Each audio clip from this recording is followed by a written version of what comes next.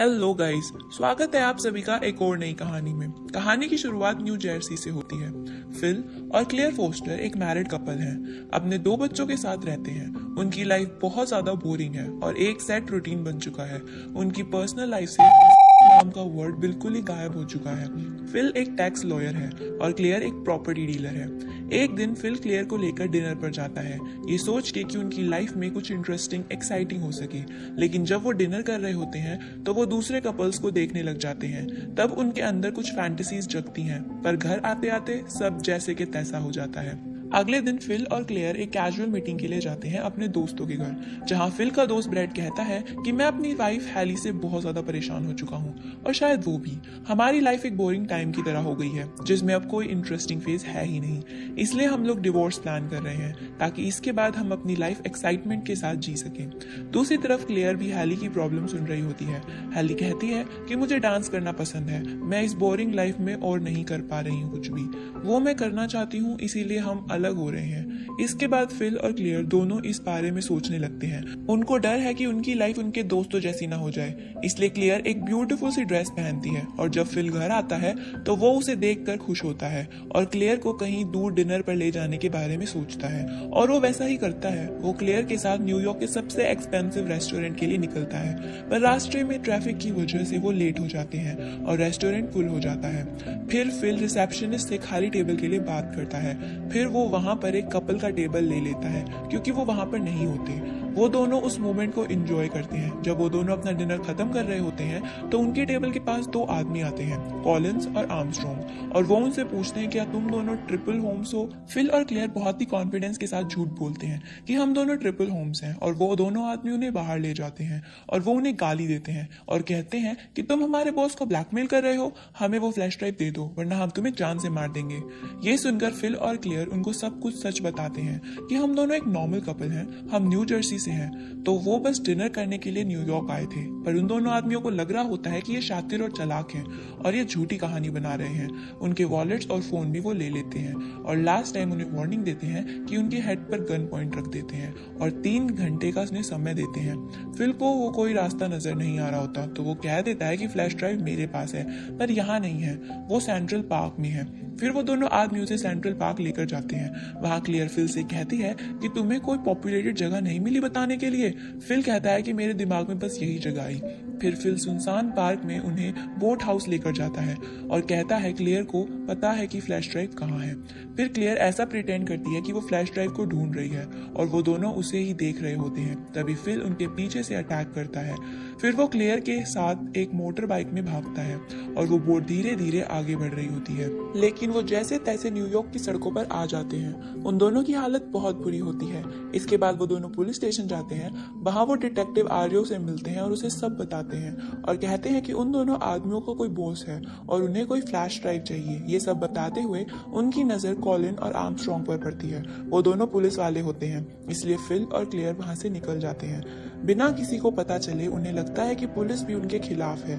फिर वो अपने बेबी सिटर को कहते हैं कि बच्चों का ख्याल रखें। क्लेयर कहती है कि हमें किसी और कोप से बात करनी चाहिए। फिल कहता है कि उसका कोई फायदा नहीं है, अब हमें ट्रिपल होम्स को ही ढूंढना होगा, उनसे कहे कि हमें इस प्रॉब्लम से बचाए और वो उसकी ड्राइव दे दे। इसलिए फिल और क्लेयर रेस्टोरेंट वापस जाते हैं। वहां से वो ट्रिपल होम्स का नंबर चुराते हैं, पर वो लोग नंबर के थ्रू कहीं भी नहीं पहुंच सकते थे। उसके बाद क्लेयर को उसका क्लाइंट याद आता है जो कि एक एक्सपर्ट है सिक्योरिटी में और उसकी एक एजेंसी है। क्लेयर कहती है कि वो हमारी हेल्प जरूर कर सकता है। फिर क्लेयर और फिल उसके ऑफिस का कांच तोड़कर उस क्लाइंट का एड्रेस निकालते हैं। कॉलिन और आर्मस्ट्रॉन्ग उनकी तलाश में होते हैं। डिटेक्टिव आर्यो जोए मिलार्टो को समझाने लगते हैं कि उस कपल को परेशान ना करे, लेकिन जोए अपने आदमियों को ये काम जल्दी खत्म करने के लिए कहता है। कॉलिन और आर्मस्ट्रॉन्ग को पुलिस से पता चल जाता है कि उन्होंने जो एड्रेस चुराया है वो कहाँ का है, इसलिए वो भी उस क्लाइंट के घर की तरफ निकल पड़ते हैं। इसके बाद फिल और क्लेयर होलबर्ग के घर पहुंचते हैं। फिर वो रिक्वेस्ट करते हैं कि उन्हें फोन नंबर से एड्रेस निकाल कर दे। होलबर्ग को भी पता है कि वो किसी प्रॉब्लम को फेस कर रहे हैं, तो वो उनकी हेल्प करता है। तभी उनके दरवाजे पर कॉलिन और आर्मस्ट्रॉन्ग आ जाते हैं। होलबर्ग उन्हें बातों में बिजी रखता है और यहीं फिल और क्लेयर पीछे से कार लेकर ट्रिपल होम्स के घर चले जाते हैं। उनकी बेल बजाते हैं पर कोई रिस्पॉन्स नहीं करता, इसलिए वो उनके अपार्टमेंट में चोरी छुपे घुसते हैं और फ्लैश ड्राइव ढूंढने लगते हैं। शोर होने की वजह से कपल्स जग जाते हैं और वो फिल को चोर समझकर मारने लगते हैं। तभी फिल उन्हें नकली गन दिखाकर डराता है जो उसने होलबर्ग के घर से चुराई थी। फिल फिर उन दोनों से सवाल जवाब करने लगता है। फिल उनको बताता है कि जो उनके साथ हो रहा है। तेज भी कहता है कि जब वो रेस्टोरेंट पहुंचे तो उन्होंने कॉलिन को देख लिया था, इसलिए वो दोनों वहां से बच गए। और फिर थोड़ी उनमें बहस होती है और तेज को रियलाइज होता है कि फिल और क्लेयर के पीछे जॉय मिलार्टो के आदमी भी आते होंगे। तेज फ्लैश ड्राइव फिल को दे देता है और अपनी वाइफ के साथ वहां से भाग जाता है। ड्राइव मिलने के बाद फिल और क्लेयर कार में बैठ ही रहे होते हैं कि तभी कॉलिन और आर्मस्ट्रॉन्ग उन पे गोलियां चलाने लगते हैं। फिल भी फायर करता है। उनसे बचने के लिए वो फुल स्पीड में कार चलाता है, लेकिन कार का एक टैक्सी के साथ एक्सीडेंट हो जाता है। उनकी कार के बम्पर एक दूसरे में फंस जाते हैं। रिवर्स करने पर भी उनकी कार अलग नहीं हो रही थी और पीछे कॉलिन उन पर गोलियां चला रहा होता है, इसलिए फिल कैब ड्राइवर के साथ कार चलाने लगता है। कॉलिन और आर्मस्ट्रॉन्ग उनका पीछा कर रहे होते हैं, तो फिल टैक्सी में चला जाता है ताकि क्लियर रोड नेविगेट कर सके। पूरी की पूरी न्यूयॉर्क की पुलिस उनके पीछे लग जाती है। फिल कैब ड्राइवर के किंडल में फ्लैश ड्राइव को चेक करता है और उसमें उसको डिस्ट्रिक्ट अटॉर्नी फ्रैंक के प्रोस्टिट्यूट के साथ फोटोज और वीडियोस मिलते हैं। फिर वो लोग पुलिस को चकमा देते हैं। उसी दौरान उनकी कार एक SUV से हिट करती है, जिससे वो लोग अलग हो जाते हैं। टैक्सी के ब्रेक फेल हो जाते हैं और उसकी वजह से नदी में टैक्सी गिर जाती है। फिल और ड्राइवर निकल जाते हैं पर फ्लैश ड्राइव डूब जाती है। होलबर्ग के घर डिटेक्टिव एरियो जाती है और वहां उसे पता चलता है कि वो तो पुलिस को पहले ही सब बता चुका है। एरियो को कॉलिन और आर्मस्ट्रॉन्ग पर भी शक होता है। इसके बाद सबवे में फिल क्लियर से कहता है कि टेस्ट ड्राइव वाली वीडियो से वो फ्रैंक को ब्लैकमेल करने वाला था, पर अब फ्लैश ड्राइव नहीं है, लेकिन हमें कुछ भी करके सब कुछ सच सामने लाना पड़ेगा। फिल के पास एक आइडिया है। फिर वो दोनों होलबर्ग के घर जाते हैं, पर वो उनकी हेल्प करने से मना कर देता है क्योंकि वो उनसे पहले ही परेशान हो चुका है। लेकिन फिल होलबर्ग से मदद की भीख मांगता है, तो थोड़ी देर बाद होलबर्ग उसकी हेल्प करने के लिए मान जाता है। फिर क्लेयर और फिल एक इल्लीगल स्ट्रिप क्लब में जाते हैं जहां फ्रैंक का आना जाना लगा रहता है। गेट पर ही गार्ड उन्हें रोक लेता है। तब फिल कहता है कि ये एक नई प्रोस्टिट्यूट है और मैं पिंप हूँ। फिर उन्हें एंट्री मिल जाती है। वो दोनों क्लब में फ्रैंक को ढूंढते हैं और जब फ्रैंक उन्हें मिल जाता है तो वो उससे पोल डांस करवाता है। उसके बाद वो दोनों बता देते हैं कि वो ट्रिपल होम्स हैं। तभी वहीं पर कॉलिन और आर्मस्ट्रॉन्ग उन्हें गन पॉइंट पर ले लेते हैं। उन दोनों को रूफ पर ले जाया जाता है। फ्रैंक उनसे ड्राइव मांगता है, लेकिन उनके पास ड्राइव नहीं होती। वहीं पर जोई भी आ जाता है। फ्लैश ड्राइव के बारे में बात शुरू होती है और वहां रिवील होता है कि जोई ने पैसे देकर फ्रैंक को जेल से निकाला और उसके बाद फ्रैंक इलीगल कामों में जोई की मदद करता है। फिर फिल फ्रैंक को उसकी डर्टी पिक्चर्स के बारे में बताता है जो कि फ्लैश ड्राइव में थी, लेकिन फ्रैंक को लगता है कि वहां पर कोई इंपॉर्टेंट डॉक्यूमेंट्स हैं, बल्कि जोई उस टाइम पर उसे ड्राइव के थ्रू ब्लैकमेल करने वाला था।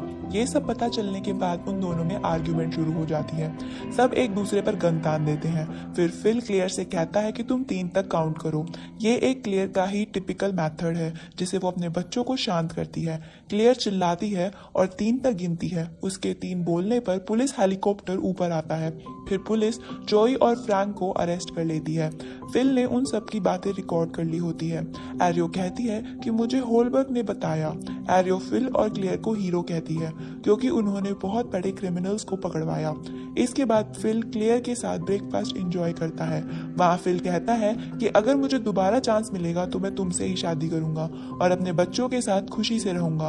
एट लास्ट वो घर वापस आते हैं और लॉन में एक दूसरे को किस करते हैं और दोनों खूबसूरत आसमान को देखते हैं। ये डेट नाइट उनकी लाइफ की यादगार नाइट बन गई थी। इसी के साथ ये कहानी खत्म होती है। Thank you so much for watching.